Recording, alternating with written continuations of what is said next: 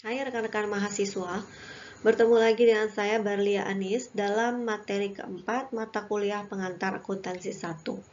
Materi keempat ini membahas tentang analisis transaksi. Setiap pelaku usaha atau perusahaan pasti akan melakukan transaksi dan semua transaksi yang terjadi akan dicatat di dalam buku harian atau jurnal. Setiap pos dalam laporan keuangan disebut akun. Akun-akun tersebut akan dimasukkan ke dalam buku besar atau general ledger. General ledger adalah sekelompok akun untuk entitas bisnis. Daftar akun dalam buku besar disebut dengan bagan akun atau chart of account. Berikut ini adalah klasifikasi utama dari akun. Yang pertama adalah akun aset, yang merupakan sumber daya yang dimiliki oleh perusahaan. Di dalam akun aset terdapat kas persediaan piutang, beban dibayar di muka, kendaraan, bangunan, dan tanah. Semua yang beraktiva masuk ke dalam akun ini. Yang kedua adalah akun kewajiban. Kewajiban jangka panjang maupun kewajiban jangka pendek ada di dalam akun ini. Yang ketiga adalah ekuitas pemilik. Di dalam akun ekuitas pemilik terdapat modal dan prive. Lalu ada akun pendapatan. Di dalamnya ada pendapatan jasa, pendapatan komisi, dan penjualan. Lalu ada juga akun beban. Di dalamnya ada beban sewa, beban gaji, dan beban utilitas.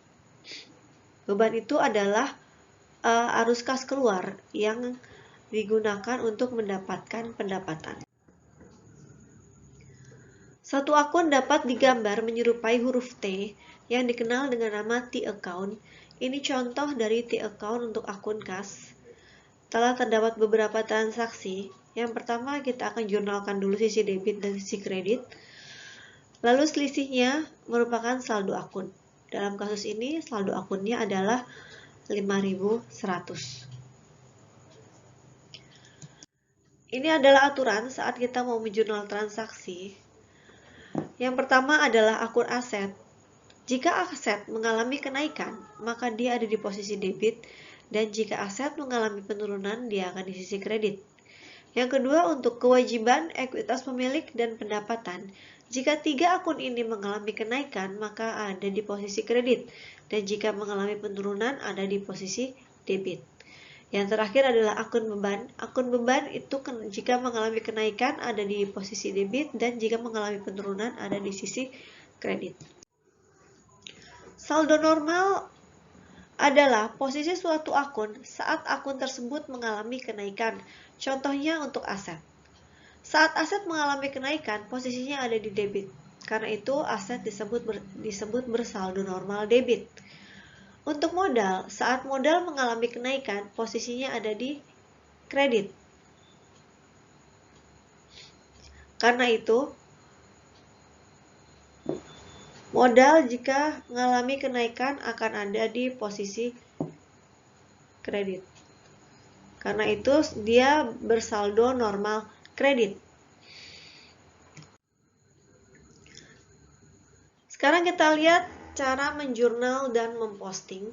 Di sini ada transaksi dari NetSolution untuk membayar premi sebesar 2.400 untuk polis asuransi yang mencakup waktu 2 tahun.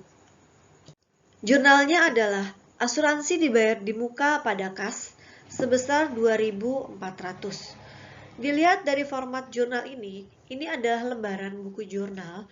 Di sini ada halamannya, di sini ada tanggal, ada kolom uraian, ada pos reference, kolom debit, dan kolom kredit. Saat kita mau memposting nanti, semua ini akan dimasukkan ke dalam GL. Contohnya ini.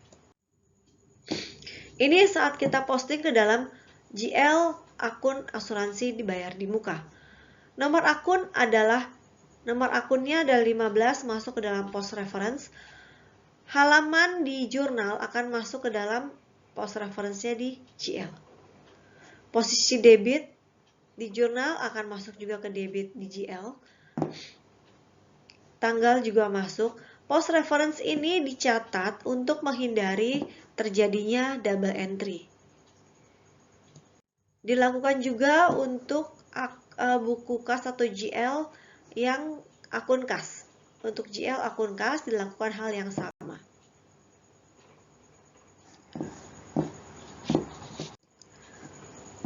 Setelah semua transaksi perusahaan dalam satu periode di jurnal dan dimasukkan ke dalam GL, lalu saldo-saldo setiap pos di GL ditotal dan dimasukkan ke dalam neraca saldo.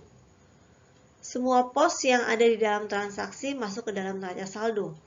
Di sini ada pos-posnya neraca, ada juga posnya penarikan, pos laporan ekuitas pemilik, lalu ada pos-pos laporan laba rugi.